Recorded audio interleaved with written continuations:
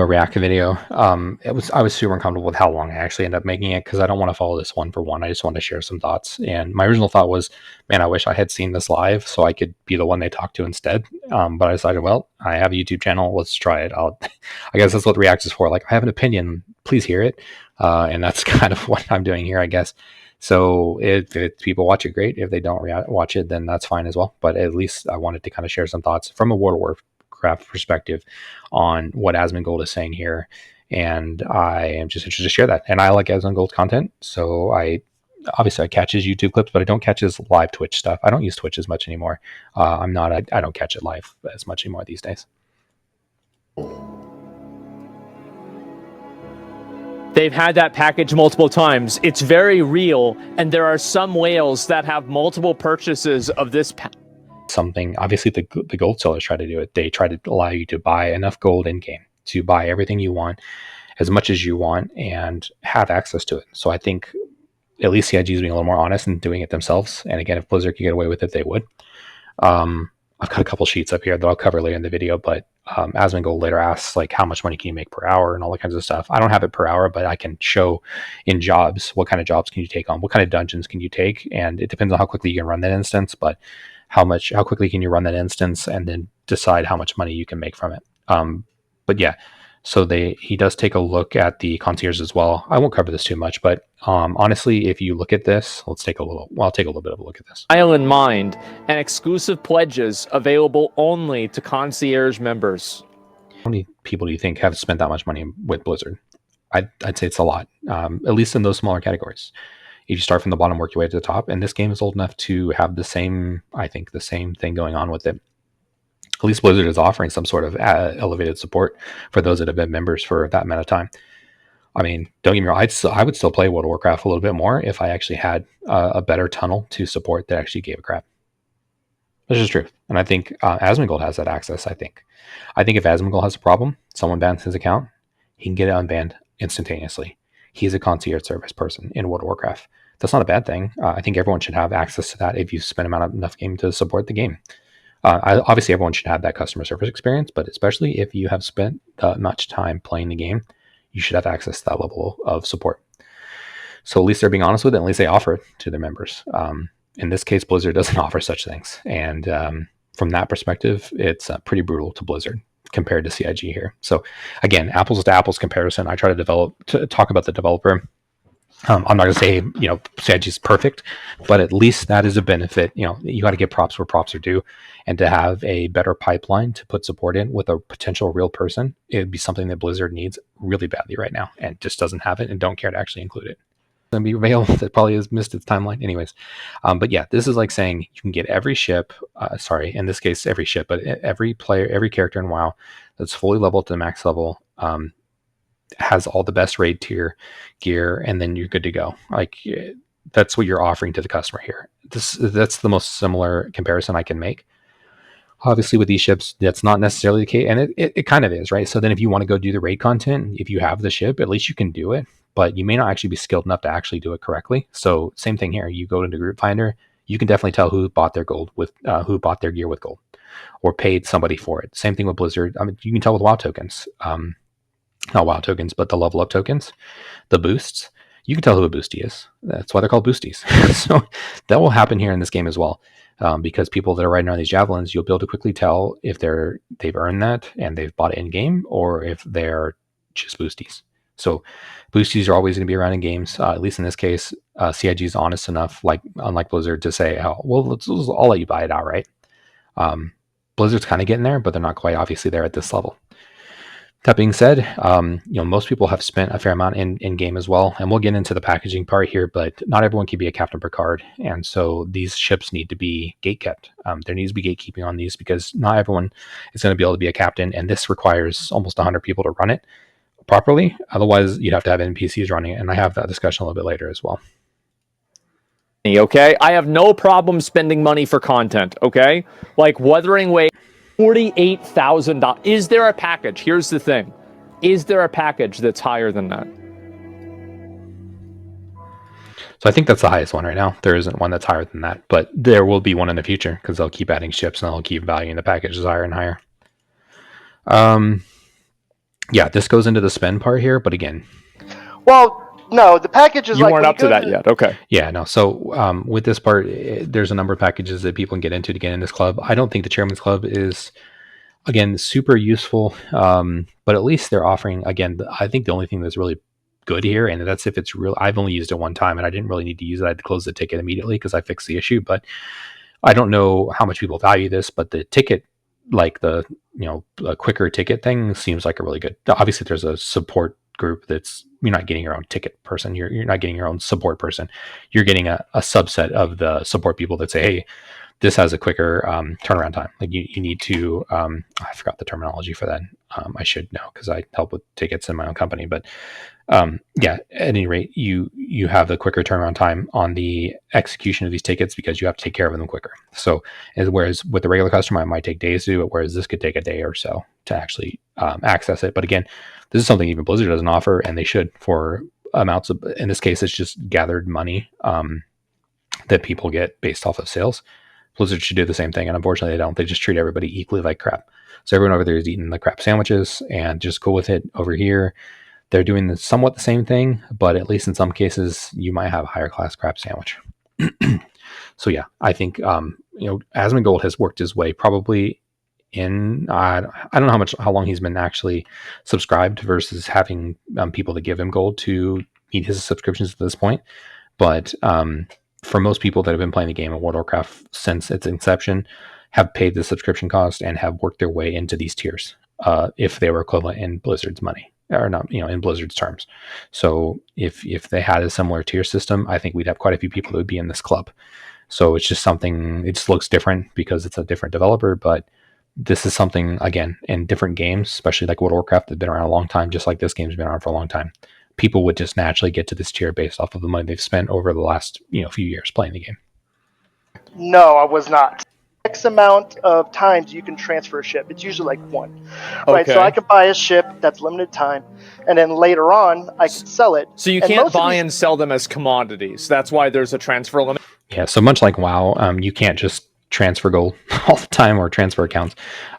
Same thing here. You can gift it, but they don't want to be having. There is a third black market for this kind of stuff, and I think it's detrimental just like any other game. So you can transfer it once or twice, but I don't know how many times actually. But because I don't get into that stuff, I just pick it up from the store. Is that the wisest thing? I don't know. But just like in game services, I like to keep it saved. If I'm going to buy something, I'm going to buy it from Blizzard. I'm not going to buy it from another company. So might as well. And if they want to restrict it, keep it restricted. But what this guy kind of doesn't talk about too much is you can't really upgrade these game packages. You have to melt them down. So you have to sell them back to the company, and then you get some store credit, and then you can buy another package if you wanted to. But largely, you can do ship upgrades, which ship upgrades you can see right up there on the screen. That would be something that, unfortunately, this gentleman didn't explain to him, but you would, and that's why I'm making this video, is you would go to that ship upgrades, you can see the comparison on, hey, this is how much you'd want to make. So I wish I could have this discussion with Asmongold. I have my own YouTube channel, so this is the closest I'm going to get to actually have a discussion with him. If he wants to discuss it more, I'd look forward to that. But yeah, you click the ship upgrades, and then from there you can look and see how much would it cost to go from this basic package ship. Now again, you're upgrading the ship, not the actual package. The package components stay in that package. So if you started with a low package and it had X amount of insurance, you're going to keep that insurance. You're going to keep that game, that amount of money that it gives you, whatever it may be, that stays in that original package. If you want to get a different package, you have to melt that first. You have to return that and then get a different package. But the ship upgrades, you can upgrade the individual ships in there, so you can see the ships. He's got the Javelin up. There's really not an upgrade for that one, but other ships, you might have a beginner package ship that's a Mustang Alpha or something like that, or maybe you've bought the C8X or something like that. You can then decide, I want to upgrade this ship. You hit the ship upgrades up there, and you can buy a token from that ship to a different ship. Now, there's also even a sub game of called CCU chains, because you can actually buy. So there's a little bit of brokering going on with what he's talking about, and that is you can buy different. I'm gonna change his face here. Is that the? Sorry, his face is off now. For courtesy of him, I'll get it going one more time. But yeah, it's one of those things where if you have a ship, you can speculate in this game and you can decide, hey, I want to buy an upgrade. You can buy upgrades for ships you don't even own, because the CCU chain stuff is never going to go away. CIG loves that stuff. That's another selling tactic for them. They're not going to change that stuff. They love that people might make a game out of that kind of stuff because it boosts sales regardless. So even like, oh, I'm saving money, but you're still spending money, spending money to save money, which is fine. It's on you. It's on people to spend on the game. But they're going to continue to let you buy as much stuff, even if it includes these upgrade tokens to ships you don't even know. You can buy those ship upgrades. So Asmongold, as a non-account holder, he can make an account. He can go to ship upgrades and buy a $5 upgrade from one ship to another that he doesn't even own. And they'll let you do that because he can sell it somewhere else. He can wait for it to be from $5 to $10 and then sell it off market. I'm not saying that's something you should do, but technically I think that you could probably do that. So some of that trading does occur. I think that's how those companies are making their money in the black market, is they're just gifting it to someone else once the transaction's done outside the system. So as we go like, oh, I'm gifting somebody something after he's been gifted himself with a $10 amount of money for a $5 ship sell he did today, right? So that's how the speculation is done. So some of that stuff can be done in the game, I think, and I'm sure it's done in some regard like that. I'm not into doing that kind of stuff. For me, I just am interested in upgrading the ships. So, and then you can save money from the MSRP. Obviously, that ship is listed very high, the package here. But if you look, he looks at an individual ship, like if you look at a Constellation or a Reclaimer, you have X amount of price, and then you can pay a little bit less than that because that's the MSRP that's showing there. You could pay less than that through the CCU game. So that's something that they didn't really go into here, but that's its own sub game where you can even have an add-on to take a look and try to determine what are the best upgrades you can take in order to save the most money. So again, that's its own little sub game. They actually call it a sub game, but it's just a browser add-on in order to look at and evaluate these things. It's insurance it usually comes with, right? And then they have different versions. They have like War Bond. Is it under like... Yeah, so what they're talking about here is the different insurances. Now, this guy, unfortunately, is a little misinformed and says that they got rid of LTI. LTI is still alive and well. It's hard to say how valuable it really is because LTI is one of those things where it's theoretical. And so it's hard to say if it's really worth the value or not. But if it's only going to cost you an extra $5, in your mind, you might say, oh, I'm willing to pay that. If it's not going to cost you anything extra, obviously, you might go, might as well make the effort and get the LTI. If it's, I talk about this a little bit later, but I doubt they'll be able to allow you to get rid of lose a ship in total. But yeah, I'll discuss it a little bit more later. But yeah, I do want to summarize this a bit from WoW players' perspective. These ships, it's much like prepaying for everything that exists in the game now. At least CIG is being a little more honest than Blizzard is about letting you buy it outright. I don't know if they let people do that from the Blizzard store. Obviously, I think it'd be detrimental to the game. Most people wouldn't be able to pay for it. I'm just trying to justify this in my mind, think through it in my mind. That 4,800, that amount of money, if you can pay that and have access to everything, if people did that in World of Warcraft, I think they would. Would it hurt the game or help the game? I don't think it would help the game. There's really no way to help the game in that perspective. Would it hurt the game? I don't know. I wonder if it would kill gold sellers. I mean, it could kind of help. It would help towards that cause. That's why they do the gold token, right? The token. So instead of having to buy X amount of tokens to make that amount of money, you're just buying the whole package and not having to actually buy the token. So yeah, that's where the comparison is. That's largely the differences having to be made there. Tech interview or tech specification. But they've gotten rid of lifetime insurance, right? So this again, another person that I think there's the knowledge on it is older on his understanding of the store and everything like that. So I'm just going to more of a refresh perspective. But the LTI stuff, it's very confusing to see how that's all going to play out because it's not even in game yet. And the challenging part with it is I don't think CIG can ever get away with saying, hey, your ship, I know you paid X amount of money, even if it's $45 for a ship. Sorry, you didn't have the insurance, so your ship's gone. I don't think they would legally get away with that. So I do think it'll be more loadout dependent, which seems to be most people think. But again, LTI, it's a nebulous. Like there's not a lot to compare it to because it's not in game. So it's hard to say it's worth the buy. So largely, I wouldn't necessarily say, hey, you need to buy this because it's LTI. But in some instances, because it can be relatively cheap, it might be worth the buy for some people. If you want to spend $25 for a small little motorbike, Pulse or something like that, and then you want to upgrade that to a different ship, and it's not really costing you any different, why not? Might as well. Or if it is costing you maybe $5, then you might or might not justify it. But it's on the individual player to decide if they're interested in that. obviously lifetime sounds the best, but it's hard to say what value that'll actually truly drive. So they're going to talk about here's insurance, and so we'll take a look at that. This is a complete legacy feature.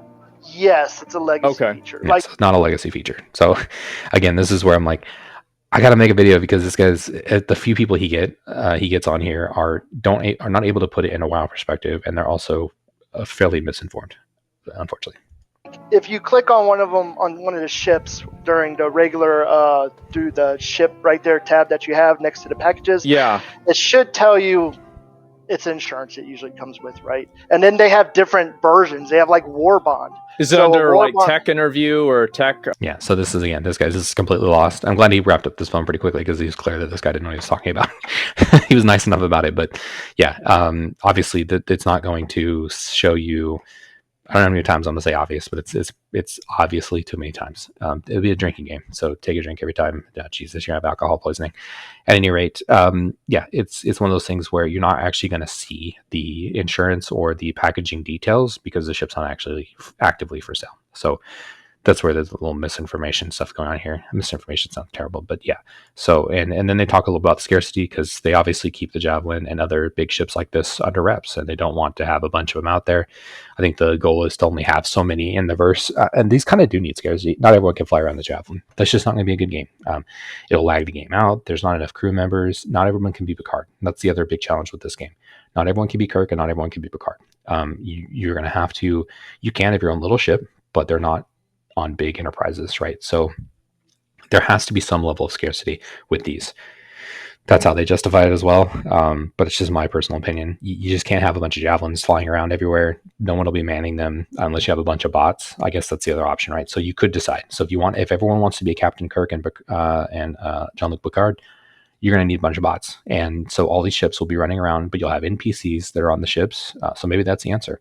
But I think that's not the game that they envision, and I don't know if that's the game. I don't care either way, I think, honestly. I mean, if I had a bunch of NPCs on my ship, as long as they're programmed well, but I'd say the tech is not there in this particular game to be confident enough in that. If I had maybe 5 or 6 bots on my ship, and it was a relatively small ship, that'd be one thing. But to have a Javelin and say, okay, well, I can go into combat, and I can expect the NPCs to do what they need to do to keep me protected and get the job done and have the gameplay experience I'm looking for, we're not there technology-wise. So same thing with World of Warcraft. Would you want to have NPCs a part of your group? They're just now coming out with that. World of Warcraft is just now coming out with the ability to run a dungeon with NPCs, and they're not hard dungeons, and you're not getting a lot of XP for it. So that's what you're looking at here. When you look at a ship and you go, I want to run a group, I want to run a raid. Well, can you? Not everyone can be the guild leader, or not everyone can be the raid master. That's the scarcity here that needs to occur. That's just a one way to really look at it, and it has to be some level of scarcity on that. Otherwise, again, there'll be too many cooks in the kitchen. So, yeah, most people are not going to, and they don't want to take that on. And I think for the Javelin, the same thing. They want to fly in to be a part of the Javelin, but I think a lot of people want to be the crew. If I had a Javelin, I don't know if I'd want to be the captain. I think I would want to take turns.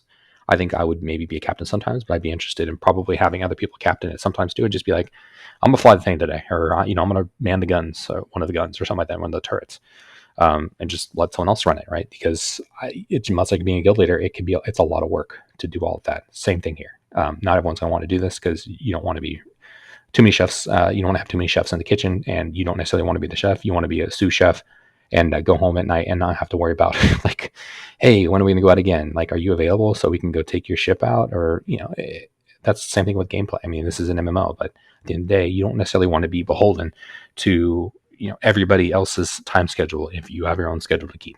It's real life. It is what it is. We don't live in this game. So yeah, so the scarcity, I think, has to be somewhat brought in because, again, not everyone can be a captain of these big ships, and some of these ships, we can't have them all over the server. It's just the server can't take it either. So it'd be like saying, hey, we need a raid running all across Azeroth in all the different zones. It's just not possible, right? The tech isn't there. So yeah, the question he has after this is, how do I get about purchasing all these ships and making the money? So a World of Warcraft player making a bunch of spreadsheets on how to get the money and recoup costs and everything like that. Say it ain't so. Let me zoom in a bit here. But other people have seen these because I've made these. A lot of these, I've made this one largely available to everybody. So yeah, so I decided, hey, how much can I get from RMC? So I've now sorted it highest RMC. What's the most amount of RMC I can get from a particular ship, and how much money can I get back from it? So I can make 2 million. It would take less than an hour to actually do this job, probably, more or less. Depends on the crew. If I had a crew, it would take less time. It would probably take maybe a little over an hour to actually do this job and make 2 million of gold. I keep saying gold because it's just easier to recommend that to people that may not understand the currency. But yeah, you can min max it quite a bit and figure out what ships are worth what and how quickly you can. I don't have the timing in here because I think that's going to vary by the player and their skill set. But you can quickly decide, hey, how much money can I make in the game? And then how much can I make per hour? So I don't have, again, per hour in here because I think that's going to vary on the player's skill. However, I do have all the ships as well. And so this is a listing of their prices. I need to freeze row 1. View, freeze, 1 row. Okay, so now we can see these are the pre-prices here. So this price is relatively the same. You can see here the 890 jump has doubled in price originally. So yeah, so it was much easier to buy with these pre 323 because there's newer, the patch, right, previous patch. It was cheaper to buy obviously in game. So that's something we're aware of as a community. But they raised the gold prices essentially for these items. So at this point, it takes double the time largely for most of these ships. In some instances, some of the prices went down, but largely it went up in almost 100% for all of them. So it takes twice as long to farm for it. That's really what it comes down to. They want to make it so, because in the previous patch with the salvaging gameplay, you could buy all these ships within days. That's just the way it was. Like, and if you spend, it depends on how much you spend time, but it was hours to make money. That ship I showed before, you used to be able to break it down and just go for this material. Used to be more lucrative. It used to be similar to this price. So imagine making this amount of, getting this amount of material and this amount of money, but in hours and like per minutes. Like within an hour, you could do a couple of these instead of spending an hour to get all of this material because you have to scrape it down. It's kind of like the water simulator where you can spray, power wash something down. That's what this is versus this is just breaking it down to its parts and sucking in those parts. You can see how much that's so much quicker than having to power wash something. It's just breaking it down with a bulldozer and then gathering up the stuff. And that gathering stuff isn't manually picking up. It's like grabbing a big truck to pull it all in and throw it into a dump truck. And then that's it. And then you go sell that stuff. So that's the difference between these two gameplay loops. One is power washing a building. The other one's breaking the building down, which doesn't take long in game. And then grabbing all that stuff with a big claw, which again doesn't take a lot of time because it just sucks it all in, and then taking that stuff down to the dumpster, and you'd have to process. You got to put it in boxes before you take it down to the dumpster place, but you just go take it down there, and then they'll give you your money back.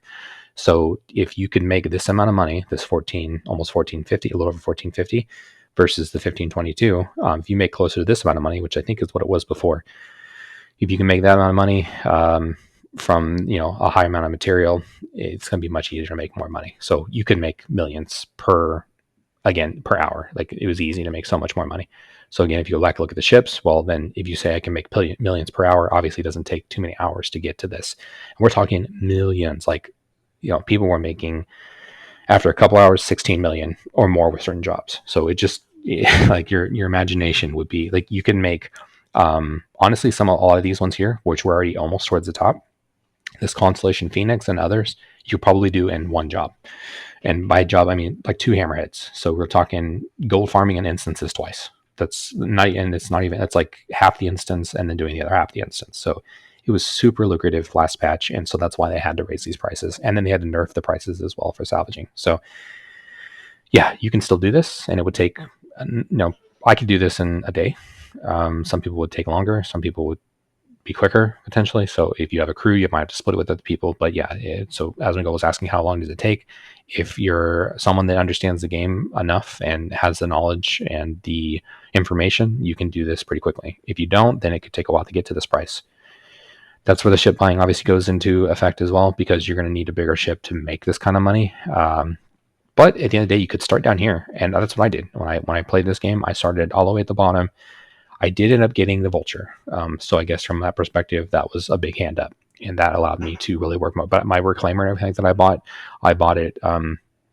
It's kind of like I leveled up very quickly. It'd be like, again, in World of Warcraft, leveling up very quickly and getting access to the Death Knight very quickly, and then having access to the Death Knight to do farming back in like Wrath when it first came out and it was busted. That's the kind of thing we're talking about. And a lot of games do this. They have a new ship or a new thing they're trying to test out. And unfortunately, this game does it in a live environment that's an alpha. And World of Warcraft and Blizzard will test those kinds of things in a live environment and just say, oh, well, it's a new class, like the Evoker, and a lot of stuff usually broken. Like the Aug, I think it was broken for a while, augmentation. So it's not unique to CIG to say, oh, we've got this item and it's just this new class or whatever, and it's super broken for like a full expansion. They do similar things here. They have features that they're planning on adding, and these features aren't fully completed. Well, I've seen it personally. You've seen it. I've seen them increase the server size. Like the last server test was 800 players in one player shard. So there's a bit of a misunderstanding here with this particular what this person had shared, but largely they were talking about, do you want to see the game released? And there was kind of a confusion where the guy's like, no, I want to see continued development. Well, the game can come out and there can still be continued development. There's no reason to say, hey, I don't want the game to release because then they'll stop developing. Clearly they'll continue to develop it. It would be, a live service. So I don't think the release is going to impede that. Now you could make an argument that they would do less development, but there's still going to be expansions and stuff like that. This game, I don't think, has expansions. It would just be more ships would be like the expansions. So yeah, that's kind of how that would play out. I would foresee how that plays out, and there would probably be some exclusivity, just like now. So this is something they didn't really talk about as much, but the exclusivity, you can buy some of these ships in game, like the one he's looking at here. This is obviously one of the Connies, the Constellation. So that's an available class that's available in game to purchase. Well, some instances there's like an SRV, there's other ships. SRV's out now, but the new Firebird. So there's certain ships that come out and they get a bit of an exclusive because you can only buy it in the store for a patch or two, and then you can they release it in the game. Then they sell it for X amount of gold in game. So yeah, there's a bit of a scarcity there. Now they're going to get a little bit into server meshing. So let's take a look at that. All with different ships. Did they have to do any time dilation? Did they have to do any time? Eve does time dilation. That's my understanding. No. It's no all time real dilation. Time. It's all like there's no shortcuts. Like it's all real time. You can move faster, but there's no what do you call it? Loading screen. There is no load. It's like GTA. Basically, you're playing. So obviously with the 800 player test, I haven't had a chance to do this yet, so I don't fully understand yet how server meshing is going to work. I'll have to play with it more to understand what the implications will be on the networking side. So I know people have explained it and talked through it a bit, but when you compare it to World of Warcraft, yes, so there's shards in World of Warcraft. I think it's meant to work largely in the same way, but the intent is to remove when you get into World of Warcraft, you're in both a zone. So you can be in Stormwind and you can be in the little guild, like let's say the auction house, right? You're in the auction house and you step out the auction house and all of a sudden there's different groups and you look back in the auction house and there's almost nobody in there. But when you walk back in the auction house, there's 100 players in there. You're like, what is going on here? Like what? So you're walking into different shards and that could be just as small, right, as that. I think that is the intent is to not make that as visible in the Star Citizen side. I don't know if they can actually do it. So if they can do that, that's where they'll beat the shard technology as far as World of Warcraft is concerned. The intent is to do it like World of Warcraft, but the shards would not be noticeable. So that would probably mean that each of the little shards, because it's the same kind of technology, we'll use the same terminology. I think it's similar to technology. Each shard would have to continue to get smaller and smaller and smaller so that it can actually take care of how many people they end up going up to. So right now, a service can take 100 people. So I would assume the shards would change sides based around those 100 people. If you have 100 people in one particular area, there needs to be one particular server for it, one shard. If there's 200 people in an area, it needs to kind of split it up and decide who's going to be in what area.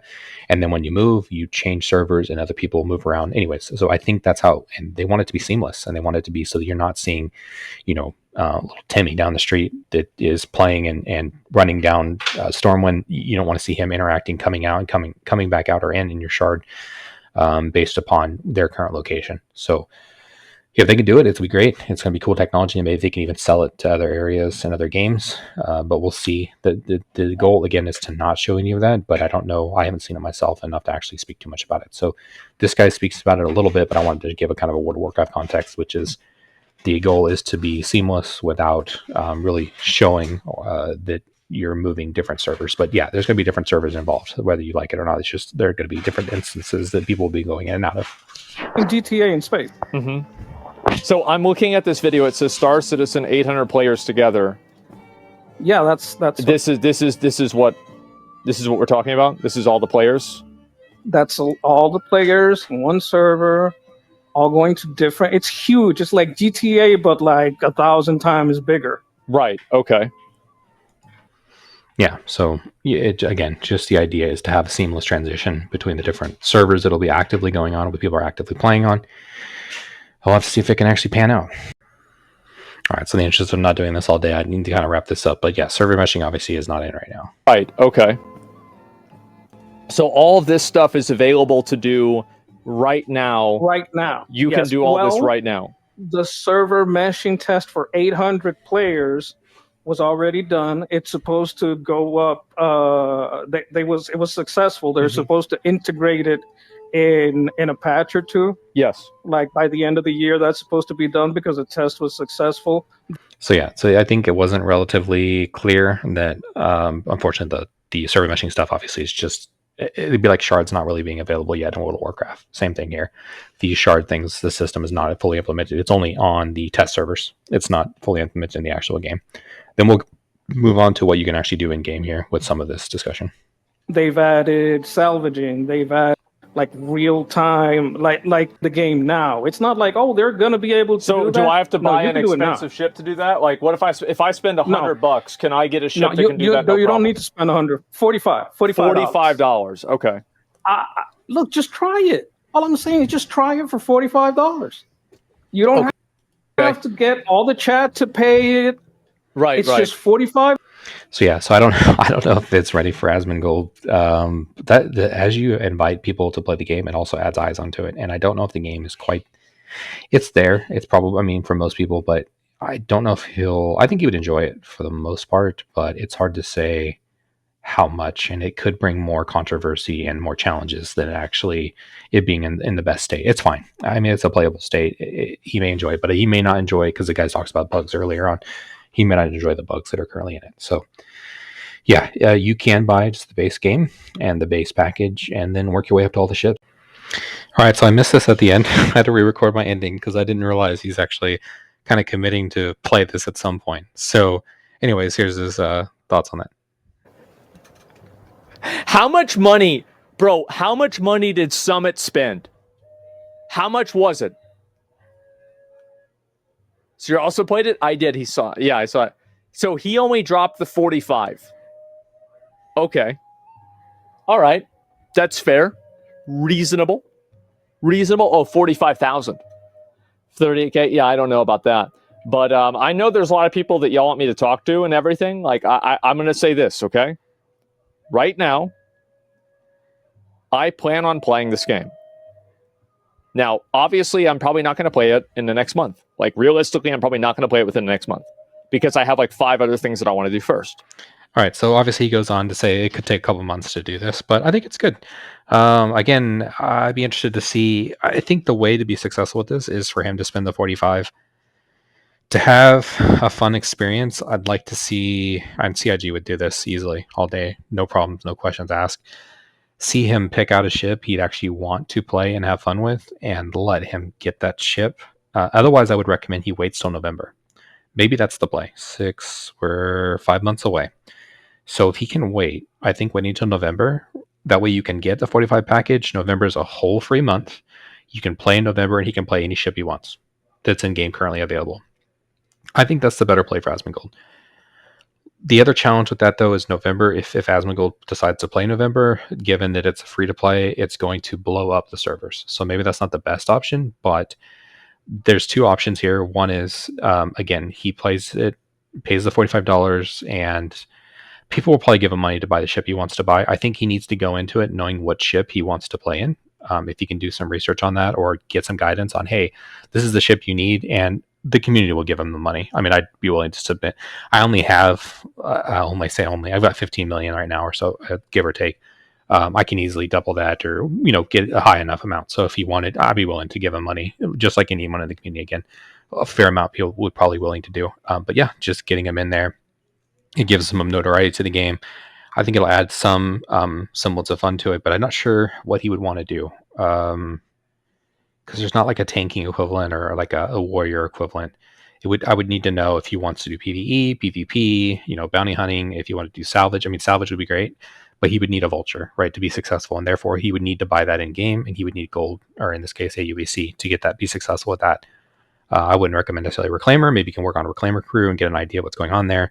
Maybe he wants to mine, but I think going into this, he'd have to have an idea of which ship he'd want to try, and then either letting CIG provide it if he's not comfortable letting people do it. I think he'd be comfortable letting people do it. I mean, he gets gold in game all the time for World of Warcraft, so I suspect he would be okay with people giving him money. Maybe he wants the real experience without having to do that, but yeah, and that's also the real experience, though. I mean, people give people money for ships all the time. That is somewhat the real experience currently in the alpha state.